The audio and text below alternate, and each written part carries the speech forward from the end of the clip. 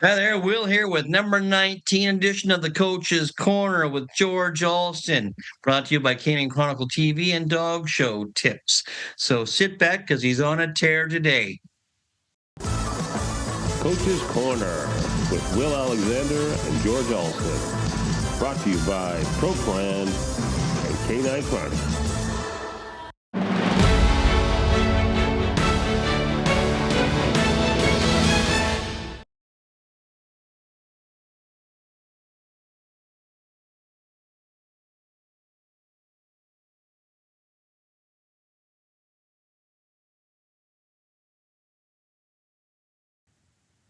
Hi, everybody. Welcome back to Coach's Corner, brought to you by Canine Chronicle TV and Dog Show Tips.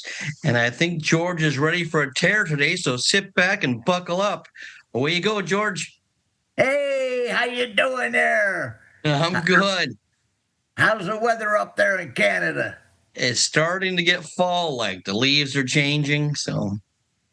Hey, what was this thing that I saw on TV? Your buddy Doug says, I'm coming back home. Oh, yeah. He did a promo for our podcast. Yeah. And if you don't watch, he's coming back home. Yeah, that was good. Yeah, we went and grabbed him down here. He had all that talent and everything. So I said, what the heck? He needs to come down to the States to work, you know? Exactly. Of course, that got us in trouble with the Canadians. Okay, this is going to be on, do you stand or kneel with your dog? This question came from one of my students in St. Louis, Missouri, Barb Cole. Okay, I know Barb.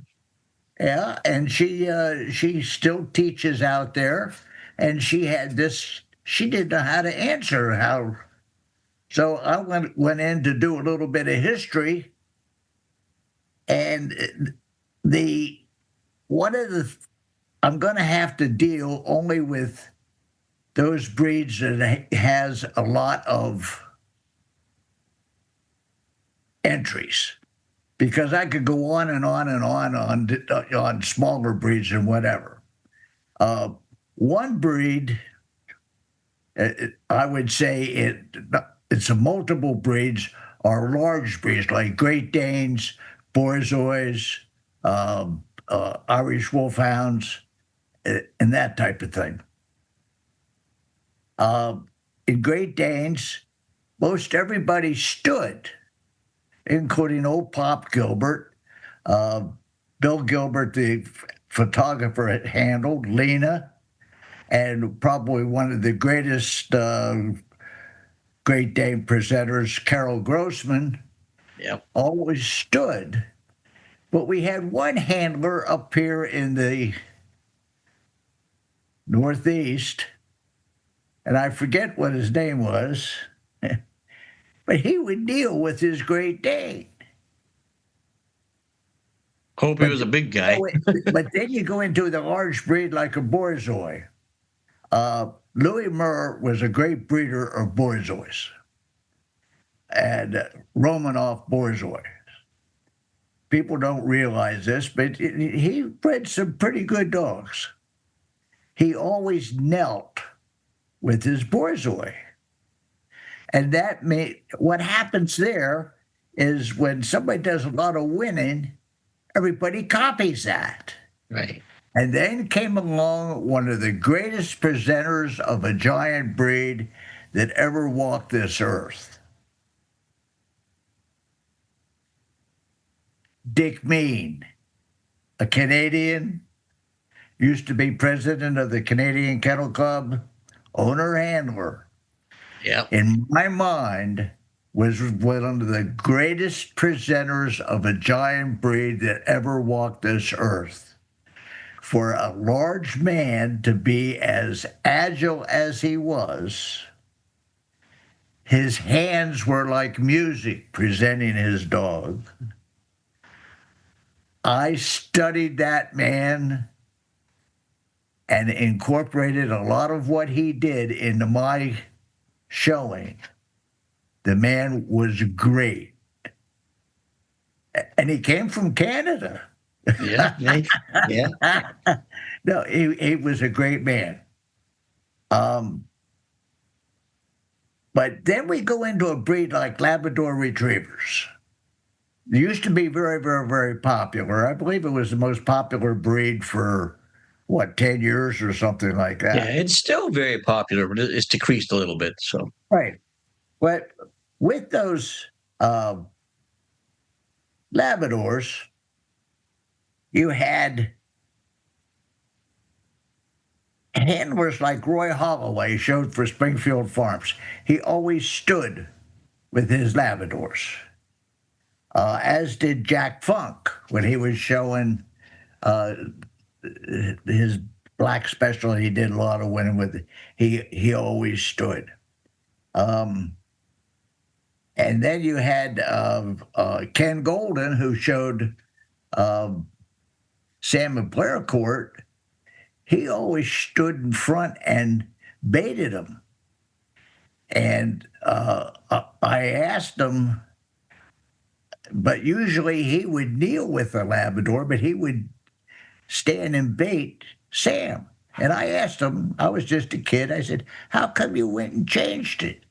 He says, because I could get him to look good, and he would wag it. I got him to wag his tail and stick his tail out. And then came along Dick Cooper. Dick Cooper showed a yellow lab, made him #1 sporting dog in the country, and he knelt with them and showed him like an Irish setter. yeah, I remember the pictures. Yeah. And he would take the lead off. And so I said to Dick, I said, how come why did you change your the style? And he said, everybody out there is standing there and baiting or hard stacking. And I don't want to look like them. I want to be a little different. And I'm showing a little. And he says, this dog that I'm showing has a natural arch to its neck, so I don't have to bend it and stand and bait it down and get an arch to its neck. It's got a natural arch. So that's why I showed him. And he showed him just like an Irish setter. And he won a lot. Well, yeah, he won the Quaker Oats Award with the dog, and he was damn near #1 dog, all breeds that year. Wow. And he probably was the biggest winning Labrador before Lone Star Rick came out in the Midwest in Oklahoma and did all his winning. But then I was thinking about golden retrievers. And back in the beginning, one of the best handlers of Goldens was Harold Corral, who, by the way, was handler #1 for the AKC. When they started licensing, he was the first one, and at Morrison Essex one year, he was listed as a handler on 121 dogs.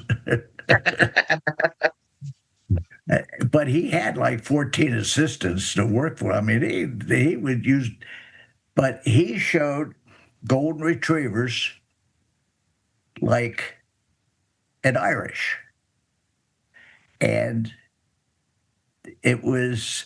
so in my youth, when I started showing Goldens, I said, hey, Harold Corral, he knows what he's doing. I'm going to copy what he's doing. And then came along Bobby Stebbins, your old boss. Yep. And he was showing Jake, and he showed him like a Doberman, holding the lead and baiting his nose down. And I said to Bobby, I said, what the hell are you doing? I mean, I showed my Goldens with the, like an Irish. Right. And so he says, this dog doesn't have a natural arch to neck. And he says, I have to make that arch, and the only way I can do it is standing. Well, all of a sudden, everybody starts standing with their golden retrievers, including Bill Trainer, who came out with that hot one that he was showing. And he was standing and he was baiting. And I said to Bill, why are you standing and baiting with the dog? You never used to do that. He said, well, Bobby's doing it, and he's doing a lot of winning. I said, yeah, but you don't know why he's doing it, and I'm not going to tell you. So my daughter Jane, she ended up with, and Jane says there were two things that, and this went to several handlers. I called Bruce Schultz, and who is closest to being showing Goldens at this time, for people would remember him, and my daughter Jane Myers, and they both came up with the same thing. It all depended upon control and whether it had a natural arch to the neck. And Bruce showed a lot of Goldens, like a setter. He says, if they had a natural arch, I would get down and show them on my knee. He says, if they didn't have that arch, or I couldn't control them from a kneeling position, I would stand and I would bait them.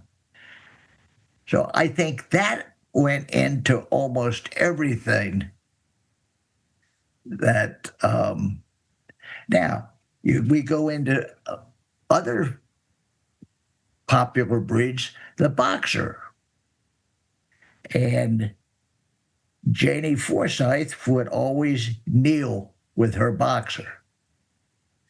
Bob Forsyth would always kneel with his boxer. Joe Gregory would always kneel. I mean, Joe Gregory won 2 back-to-back groups at the Garden with a boxer bitch. Painted Lady, I believe her name was. My memory is a little shy on that. I know most of the names. Janie went best, but then Janie went best in show with Prima Donna standing. Never knelt with that bitch. At the time that she did that, I asked her, why did you? She normally showed that bitch kneeling. When she went best in show at the Garden, she did it standing. And I asked her afterwards, I said, Janie, why did you stand with her? And she says, she was going crazy. I couldn't control her kneeling. I had to stand to be able to control her. So that's starting to work into my brain. And then I thinking about back in the old days with boxers, you get Frank Bolger and Jerry Brute would stand with their boxers. Frank Adams would kneel. So as a young kid being boxers, I was I didn't know which to do. And so I decided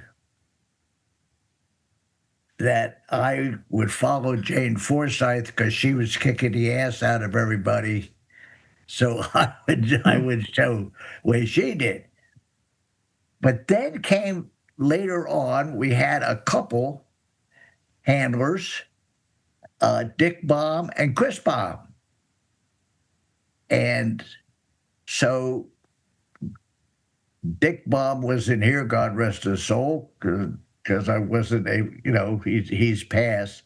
But I called Chrissy. And Chrissy said she always stood because she couldn't control them kneeling. But she says Dick always knelt because he could control them kneeling. So I think what the answer to the question is control comes number one. You can stand. Well, let me go back quickly into springers. You also have to take in the handler's physical abilities. Now, in English Springer Spaniels, the four top Springer handlers at the time were Dick Cooper, Jack Funk, and Laddie Carswell, and Bob Schmidt. Bob Schmidt and Dick Cooper and Jack Funk were out in the Midwest. Laddie and I were here on the East Coast. Laddie Carswell always stood with Springers and English Cockers. Oh, wow. Did you ever notice that? No, I did not. No. But you know why? He was made that landing on Omaha Beach. At the same time, also Dick Cooper made the landing on Omaha Beach, as did Roy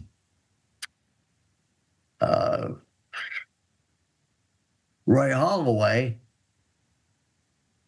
Also made that invasion, but he was in a glider and landed in the back behind the lines. Anyway, Laddie was injured.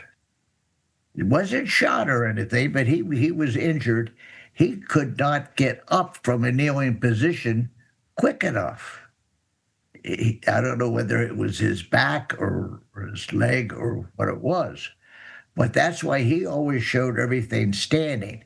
He said, Georgie, he said, I would prefer to kneel, but he says, I just can't do it. Well, I said, you know, you're doing pretty good from standing. I wouldn't change anything. But Cooper and I always knelt with Springers. Yeah. It's in the Irish setters, most everybody knelt with an Irish setter, except Tom Tobin on the West Coast. I saw him kneel a couple of times, and he had a problem standing quickly. And I think that's why he stood. And it might be how strong somebody is in, you know, an Irish setter. If you do everything kneeling, you got to have a right arm that's like a steel to be able to hold those dogs. You know, they're a powerful dog. People don't realize. I know I had a very famous handler cover one of my specialist dogs, Marquis, one time, and he turned white as a sheet, came out of the ring. He says, don't you ever do that to me again. This guy was twice my size, and he couldn't control him. So I think that has a lot to do with the way somebody presents. Oh, for sure. You know, your physical ability comes into play with dogs all the time. Like I've even noticed in the past, since I've not been as healthy as I'd like, I've changed a bit of my style when I have to show a dog, like show my beagle or show an Irish setter. I've changed it to accommodate for what hurts and what doesn't, or how fast I can do things. So on that day, yeah, because we, you know, as we get older, our days are different. I know I woke up this morning, I could hardly go down the hall. And then I look outside and I said, that's the reason why. It was raining like hell. Oh, jeez. I mean, my body, if it's a nice sunny day, I don't hurt that much. But boy, if it's raining or whatever, it has to do with air pressure or whatever. Then there is, take a breed like a foxhound. Okay, where is it?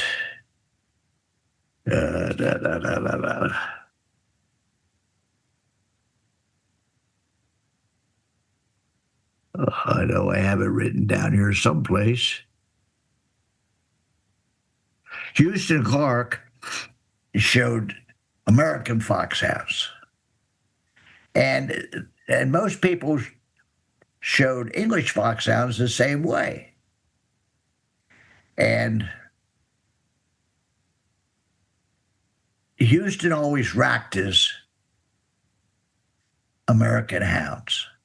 They always got down, stacked them, and then knelt with them, did the stand with them.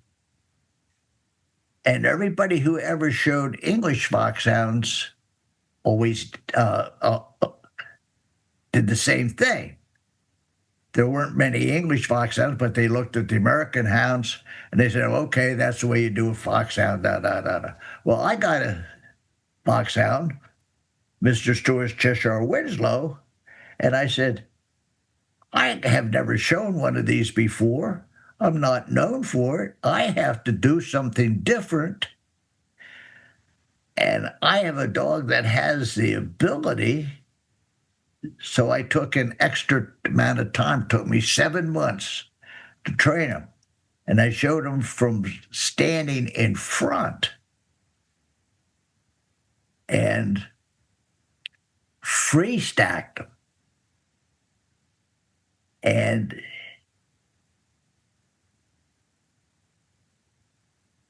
that was different. It's made him stand out. Now, one of the ways to really get a dog into it is to teach him to play tug of war, and then throw him something to catch. Teach him to catch, play tug of war. Don't play tug of war with a breed that is known for protection, such as a Rottweiler or one of your Belgians or a Bull Mastiff or whatever, unless you are a true professional and you know how to handle it, because that can get carried out of line and somebody can get hurt. But if you you could use that free stack to, Jimmy Moses started to use it when he was showing Manhattan, that he would use the free stack, stand in front and free stack a lot. Yeah, I remember that too. Now, back in the old days, you had Ernie Loeb. He showed him, he knelt down behind him and looked like he was trying to hide behind him. And that's the way they all did over in Germany. They always knelt. They always knelt. And then along comes Jimmy Moses. And with Manhattan, I don't remember him ever kneeling with Manhattan. Always stood with him, and he either stood on the side or he went out in front and he freed him. One more thing, there are certain breeds that you don't want to deal with. You want to always, and we call these silhouette breeds. A breed such as a Belgian sheepdog is a silhouette breed. A Schipperke is a silhouette breed. Now, you would think with a small dog, you would go down and kneel with them. But it's a silhouette breed, and you're in the way. And you don't want to get out of the way. You don't want to be part of the picture with a silhouette breed. So then those are breeds, the silhouette breeds are the ones that you don't kneel or stand, but you free stack. Yeah. Get out of that picture. Right. One other breed, and this is a great